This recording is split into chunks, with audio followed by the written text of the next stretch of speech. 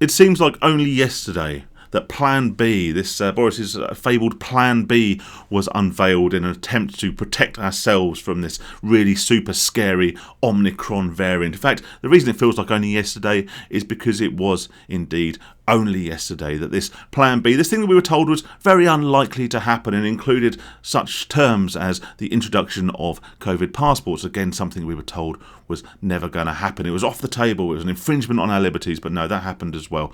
But it was only yesterday that happened, and we were all going to be saved from the spread of this really super scary variant of the virus that doesn't seem to be making anyone particularly ill or hospitalising anyone or killing anyone or doing anything particularly bad, really, other than give them a bit of a mild dose of the sniffles. But even though that was only yesterday, Sage, yes, the omnipresent Sage that we just haven't seemed to have been able to get rid of over the last 2 years, they've come crawling out of the woodwork and told us, no, this isn't enough. Plan B will not solve this crisis, this basically media doom-laden driven crisis that we're apparently having, even though you wouldn't know it if it wasn't for the media.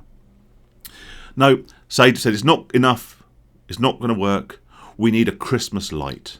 And by Christmas light, I don't mean the things on the Christmas tree. I don't mean the rather good actual song by Coldplay, one of the Christmas classics, modern Christmas classics, if you, of course, music's subjective. But anyway, that's by the by. No, we need a Christmas light, a diet slimmed down, low carb, low calorie incarnation of Christmas.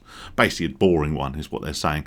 In order to prevent 1 million cases, apparently. There's going to be 1 million cases and 1,000 daily hospital admissions if we don't adhere to their diet Christmas, their light version of Christmas, which I assume will mean something along the lines of having a glass of sherry on Zoom with Uncle Vera. Uncle Vera? Well, I don't know, in this day of sort of trans and all the rest of it, there could be an Uncle Vera, couldn't there, and an Auntie Steve, who knows. Anyway, I'd like to take this opportunity, and not only because it's a nice little Christmassy play on words pun kind of a thing, to tell Sage to get stuffed. I will not be having your diet, low-calorie, slimmed-down, sugar-free Christmas. I will be having a high-calorie, full-fat, full-sugar Christmas. A proper Christmas. You know, and despite sometimes coming across as a bit of a grumpy old man, I cannot wait to eat too much, drink too much, and more importantly than all of that, spend time with loved ones, spend time with friends, celebrate, play games, be a bit silly, and enjoy ourselves after a crappy 2 years. And Sage will not stop me from doing that. They can implement as many rules as they like. They can show me as many scary graphs as they like and their big number predictions. But we've seen it all before.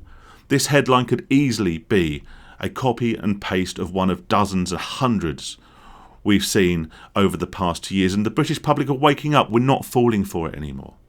We're not falling for your scaremongering. We're not falling for your graphs with exponential growth, which basically don't mean anything.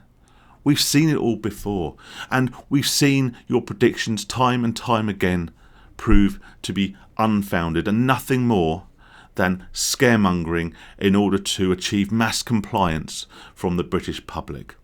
Well, thankfully, finally, the British public are waking up and seeing through your lies, through your deceit, and through your bullshit. So we will be enjoying a full fat Christmas. We will be having our Christmas parties, as I'm sure you will be too.